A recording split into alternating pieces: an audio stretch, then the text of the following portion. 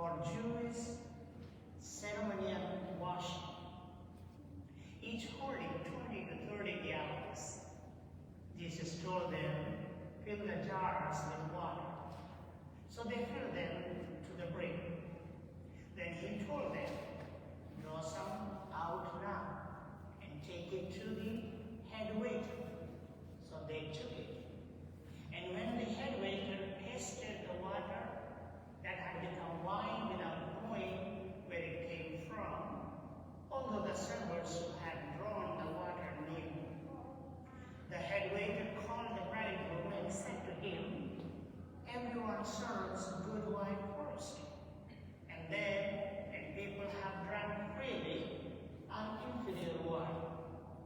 But you have kept the good wine until now. Jesus did this as the beginning of his service in Cana in Galilee, and so revealed his glory, and his disciples began to believe in him. The Gospel of the Lord.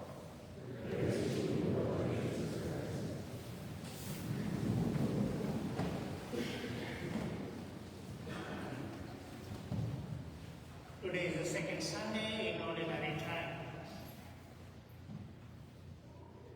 Good evening, brothers and sisters. It was a beautiful day today, and tomorrow onwards I don't know what is going to happen. Are you ready with your coats and jackets and everything? It's going to be cold, it seems. Gary asked me, did you check the weather? Yeah, I check every day. How many of you are married here? Just raise your hand. Okay. How many of you are married in this church? Wow. Beautiful. This is a beautiful church, right? How many times you have come here and remember your first walking in this aisle? Have you thought of any time? Whenever I come here, I am not ordained here, neither I am married here. But I remember something whenever I stand there and look. These pews, they look so beautiful, you see. From there, if you see. And if you look like this, what is so perfectly disarranged. Like step by step, step by step. Everything is arranged so perfectly. I remember the wedding I attended in Lake Station in India. That was my first batch when I came to the United States to be here. So there was a man, and he was in the wheelchair, and he promised his daughter, when you marry, I am going to lead you to the aisles. And with the help of the physical therapist, I will lead you through the aisles to here. And it was so much like tug of war because he was there in the wheelchair for years. But it was his desire that when my daughter gets married, I have to walk him on the aisles. And he wakes up with the help of the physical therapist, and he takes the daughter's hand, you know, right, those who are married, daughter's hand, and every pew, he would go like this. And it took not less than 20 minutes for that walking on the aisle. Some of them were not happy, because it took a long time.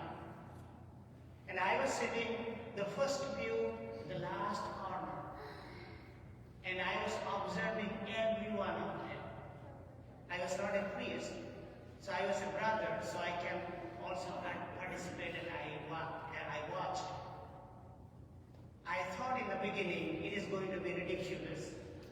It's going to be disaster, because he may fall, or people may have no much patience, because so many others are there to process him. But the priest was so much, he was just waiting in patience. tears from there. The girl had the tear just rolling down, rolling down. And that touched me when I was reading this one. When you come for the wedding, you are not running. You are not running. Neither you are crawling. You are taking a step. Every step by step, you are walking to the Lord. Somebody is leading you to the Lord every step. And the moment you can imagine, okay, when you start walking every step, what was going on within you? When you walked with every step, there was a joy that I'm going to get married. I'm going to have a family. I'm going to have a beautiful life with my husband and with my wife. That was every step. And the second step when you took, wow, what is going to be? My future is uncertain. I'm taking a leap into the darkness. I know nothing about married life. I'm getting married.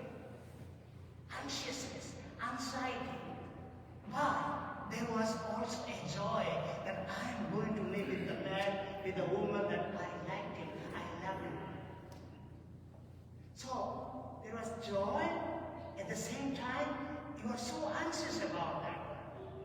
And also anxious about when I will say do's and I will your vows, right? Exchange of rings, exchange of vows. I saw that boy, the boy who got married to that girl on that day. He was so nervous, he was crying. I said, boy, come on, what are you crying for here? You're going to get married, you're getting a wife. And after the marriage, I asked him, why did you cry? And he said, brother, I could not believe that I was getting married to the girl whom I loved. Dear brothers and sisters, why I'm talking to you today is that something is happening in the gospel today, and that is the wedding feast of Cana. The first miracle that Jesus did in the village Cana. Okay? Cana is not a big city. It's somewhere in the Galilee, a small little town. And Jesus does his first miracle in a small little village, in a small little family. Okay? He could have done this miracle somewhere else, such a massive way. He could have gone to the biggest Jerusalem temple and he would have done, ta-da, I'm going to do my first miracle. He did. He did. He did his miracle where? In a small town, in his own family relatives. Because they invited him. Because they invited his mother. So his mother, his disciples, and he himself was present in the wedding ceremony. Now this story is of 2,000 years ago. What it has to do with us today? I was touched, or let us say I was inspired by only one word from there. Do whatever he tells you to do. Mary asked the servants, do whatever he tells you to do. And the disciples, they fill the jar with water to the brim. Full. There's no any other chances to put another thing over there. To the brim.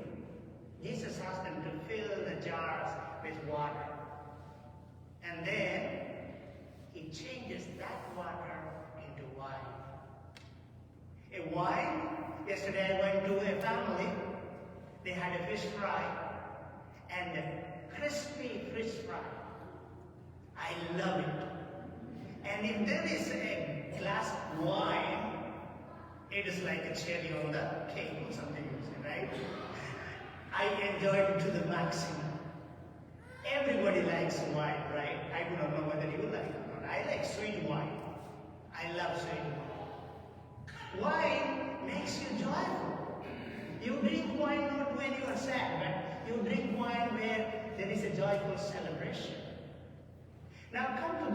ceremony. Jesus said, fill the water with a jar. Now, are you ready to fill your jar with the water? That water is going to be a blessing that is going to be wine sooner. But how do you fill your jar if your jar is not empty? If your jar is filled with worries, anxieties, and troubles and thorns, then you cannot fill the graces in. So in order to fill the grace in, you need to remove that, empty it, and fill the water that which cleanses it. The water is the Holy Spirit that will clean it. And then the miracle happens in your life. So today, as you go home, find out what is the water in your life. That which you want to turn into wine. The water, what I put is this way. The waters are